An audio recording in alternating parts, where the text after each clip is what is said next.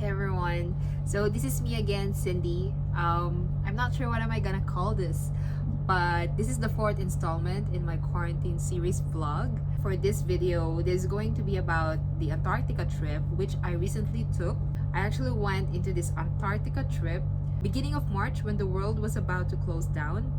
And well, some of you may think that it's the most stupid thing to do while there's a pandemic going on, while some others would think na, it's the best thing to do because tingnan mo nangyayari ngayon. You cannot really get out of your country. In my part, I felt proud na I went into that trip. I was happy I did that.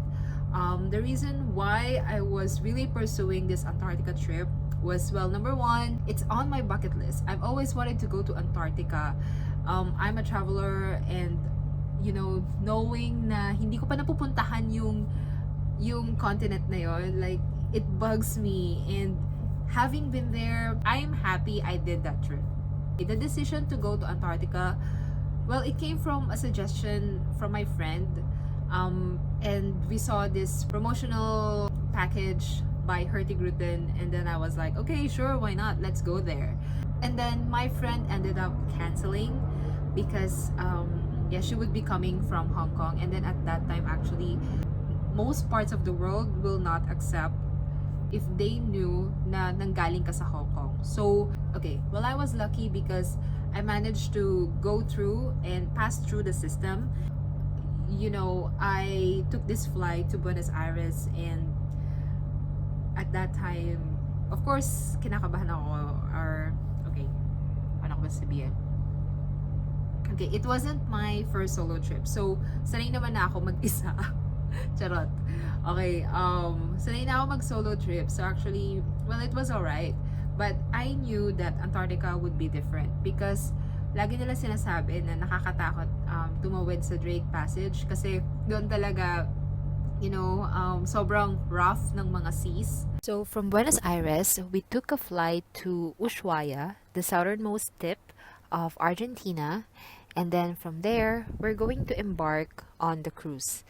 So yon, maraming oldies and maraming retirees, meron din namang mga young couples na they're on their honeymoon, and then meron ding mga solo travelers. So just a few more minutes before we get into our boat. I'm actually looking forward to, embarking on this cruise, on this boat, because I really want to have a rest already. I've been walking for about 2 hours now here in the town of Ushuaia. It's actually a pretty town, but I don't think it's worth it to stay longer. It's small, easy to navigate around.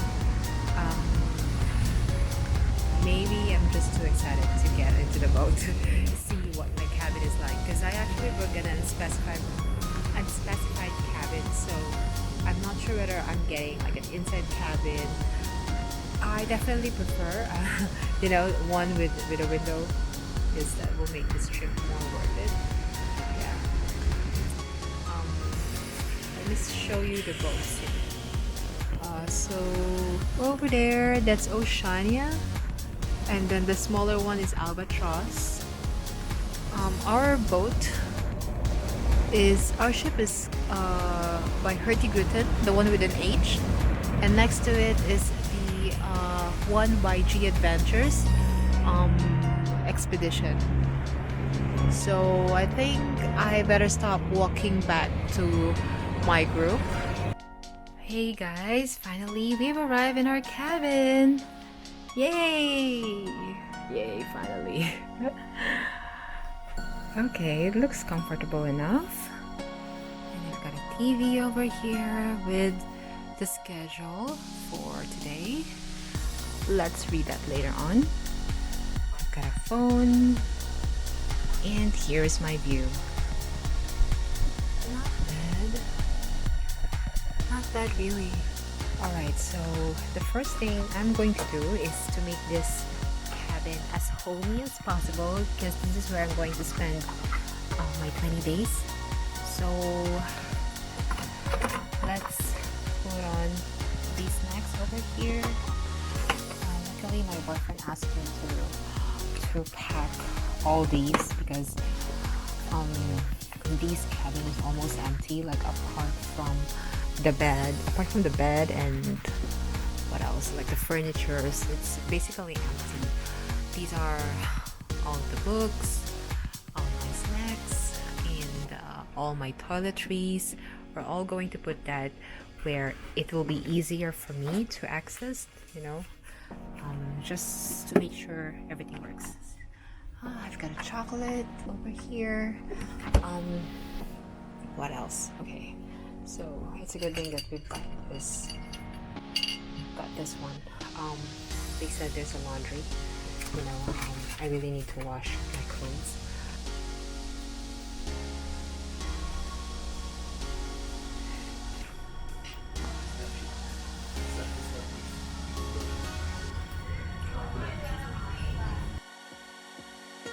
Felt like a baby that first evening, only to be awakened at the middle of the night kasi sobrang umaalog na yung ship, yung cabin. Like, oh my god, nasusuka na ako. It's actually midnight right now. I just woke up and I can really feel that the sea is quite rough. Let's try to get back to sleep. I just took another pill of motion sickness medicine. Hope it works. At that time, iniisip ko, bakit ba wala akong kasama dito? Why am I alone? Why do I have to go through this by myself? So, yun yung mga tumatakbo sa isip ko at that time. But, after going through that, nalagpasan namin yung Drake Passage. Like, a few more days later, when we finally reached the Antarctica Peninsula, the seas became less rough and it became steady. Yun, hanggang sa okay na. And then, we've seen our first icebergs and oh my god, it's really great. And we've seen the penguins hanggang sa when we were wearing these gears to get ready for our first landing. Grabe yung excitement. So I would say yes, it's really worth it.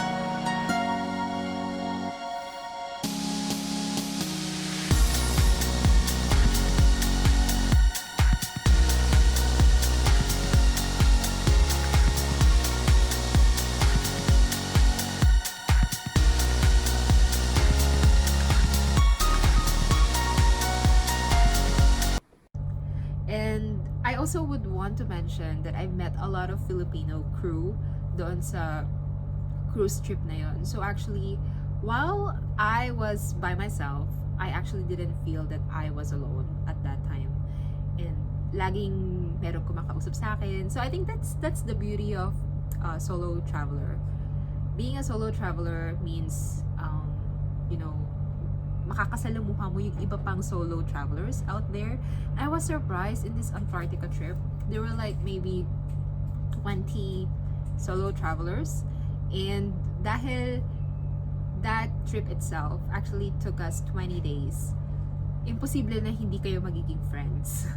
Okay, kasi sabay kayo mag-breakfast, sabay kayo mag-lunch, sabay kayo mag-dinner, and then actually every day iba-iba yung nakakausap mong mga tao, iba-iba yung nakakasalamuha mo, you know, you're exchanging ideas, you're exchanging stories. And being a solo traveler, meron na kayo na pag-uusapan eh. You already have a common trait, which is, wow, you've got the courage to go into this trip while there's a pandemic going on. But of course, at that time, we felt that it was so long, it like we were thinking that the virus is so far away from us. And hanggang sa dumating kami sa point na we've been hearing a lot of stories na nag-i-increase na yung mga virus cases in other parts of the world. Say for example, US, in Spain, Europe. So nung time na yun, yeah, medyo kinakabahan na rin kami. But you know, we were thinking, oh, we're in Antarctica. We're even far from South America. So okay lang, kaya pa natin. So anyway, tuloy pa rin yung trip. What I was so happy about in this trip was seeing new things, unbelievable, all this landscape, all these icebergs, glaciers, and even the sea itself, diba? Ang daming wildlife. There are actually like 2 to 3 lectures every day. So if you're a science geek, this would be a trip of a lifetime for you. So marami kayong matututunan, like you know, the flora and the fauna, how Antarctica, you know, what's the history behind it. Also, we also discussed Shackleton, you know, those people who discovered Antarctica, and most importantly, what's happening with the world right now with the climate change. Yung mga guides sa cruise trip na yon, they're scientists, they're biologists, you know, they've been doing this their whole life. So yeah, it's really fascinating. So it was supposed to be a 20-day trip, but I think it was on the 15th day when, you know, naririnig namin na we are not able to land in Montevideo, that which is actually our last stop. Montevideo in Uruguay, right? So we started in Buenos Aires, went down to Antarctica Peninsula, and then after George Islands and the Falklands, we're supposed to sail all the way to Montevideo, but yeah, I think it was on the 15th day that they told us na we're not able to land. Yeah, so wow, I was like, shit, what are we going to do? I think the most important thing for you to do is find the nearest airport and then take the flight, you know, to an international airport. Medyo sinikreto nila kung ano yung sunod na mangyayari. So on the 16th and 17th day, I was like, oh shit, what are we going to do? Parang check ng news kung ano na yung sunod na mangyayari. And I think it was on the 17th day that we're supposed to leave the Falklands. Kasi grabe, sobrang bored na kami doon, na paulit-ulit talaga nakikita namin. And of course, anxiety is creeping in, na parang, oh my God, what's gonna happen? What's gonna happen to us? Right? Kasi we've heard about these stories about these cruises na na-stuck sa Japan and other parts of the world kasi hindi sila pinayagang makapasok sa countries dahil nga may nag-positive na sa kanila. Well, the good thing about Hurtigruten is, okay, number one, they asked our medical certificate before we went on board. While we were on the cruise then, they removed the buffet option. So what happened was, like, the staff will be the one to serve you. And I was lucky to have chosen a smaller ship, because a smaller ship would mean, you know, there are less than there will be less than 200 people, which would be manageable. And I think if ever I would go on a cruise trip, I would really never choose those big ones. I don't know. I think even if you're in a floating giant hotel, I don't think it's a good choice. Yeah. Even if it's a luxury cruise. Yeah, I wouldn't really choose those thousands of people ships. I don't know. I'm not comfortable. And so, ano ba? Magkaiba talaga yung mga ganong kalalaking mga cruise trip compared sa mga boutique size. It was the leadership of the captain that saved us. On the 17th day evening, the captain announced that we're going to take a chartered flight from the Falkland to Brazil. Brazil's the only country that was open at that time. And see what's happening in Brazil right now. I think they're in top 3 na ang daming coronavirus cases. Okay, so we did it the next day. We went to the Falkland Island airport. It's a very small airport. Actually, it's a military airport. We waited for 4 hours to board. And then delay pa yung flight. And then at that time, iniisip ko, uuwi ba ako sa Hong Kong or uuwi ba ako ng Cebu? Kasi it was so sudden, right? So hindi ko alam kung saan ba ako pupunta. Okay, ang naisip ko at that time, if I have to land in Hong Kong, baka may mga chances na hindi ako agad-agad makakapunta sa kung saan ko gusto puntahan. Kasi Hong Kong sounded so bad at that time with the rising of the cases. And Philippines, at that time okay pa siya. Like, okay, it was a good thing to do. Pwede pang lumabas yung mga tao. Wala pang lockdown.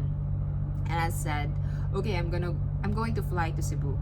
So when I arrived in Brazil, I took a flight via Dubai and then I arrived in Cebu. Kaya lang, nung pagdating ko sa Cebu, doon na pala nagkakagulo mga tao kasi hindi nila agad-agad pinapapasok yung mga tao, yung mga kararating lang na passengers. So, I don't know what I was going to do at that time. But anyway, I waited for about 10 hours at the airport para lang makalabas pauwi ng bahay namin. So it was a surreal experience. I think I spent 25 hours on the flight. Yeah, 25 hours on the flight, including the time at the airport. And yeah, it was really crazy. And finally, when I arrived home, I was so relieved kasi grabe, finally makapagpahinga na rin ako. Okay, so but I thought it's gonna be easy in Cebu. But then what happened was I also got stuck for 2 months. So hindi rin ganun ka-positive yung mga nangyayari.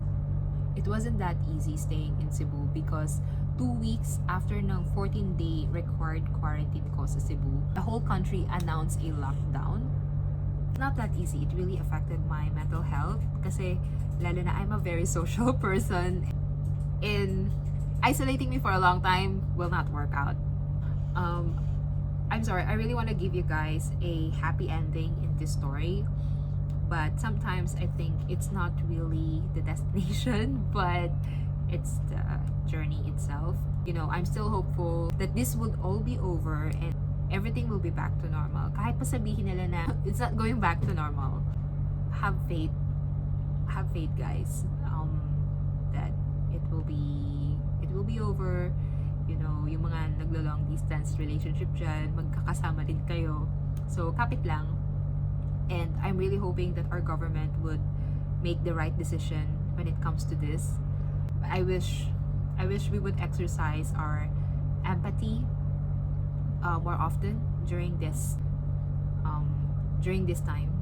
By the way, I've also written a book about this entitled Embracing Uncertainties. So it's a collection of personal essays I've written for the past months since this all started.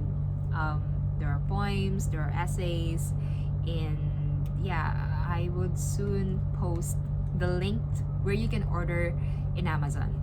It will be launched during our 8 Letters Literary Festival this August 5 to 9. So I would like to invite you all. I'm going to put the link here. I also want to promote Pinoy IMPact. It's a virtual event for OFWs around the world. Our theme for this year is Rising Above as Filipinos. So this is like a TED Talk for OFWs around the world. So I'm also going to put a link here. I hope you guys join us. It's a virtual event anyway, so you can join wherever you are. And if in case you're not available at that time, there will be a recorded session as well. But anyway, it's free. So fill up the registration form, and I hope to see you guys there.